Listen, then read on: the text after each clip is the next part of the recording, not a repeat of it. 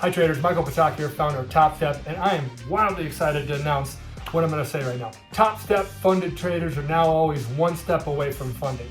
This is so very exciting for me and the rest of our team because our funded traders are the best in the industry. Topstep funded traders are the best at managing risk. They are the best with discipline and they are the best at putting up profits. We're so excited about this that we want to reward all of our Topstep funded traders with the ability to get back into the program one step away from the funded level. Now, this means that you no longer have to do step one and that you start at step two, but it also means that you have to be back into the program within 30 days of being inactive as a funded trader.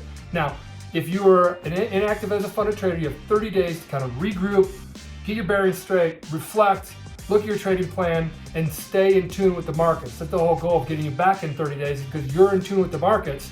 We need you back in the markets. So we all know you get very cold if you take off a couple months.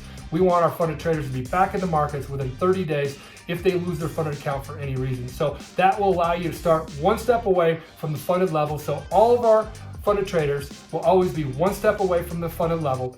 And I'm very excited about this. So for you funded traders that are sitting on the sidelines, dust off your trading plan, get comfortable with the markets, get in tune, grab a cup of coffee, get your morning routine going. Let's get back in those markets. Let's start at step two. Let's get funded and let's build the funded account and let's start taking some payouts. So congratulations to all the Topstep funded traders. You guys earned it.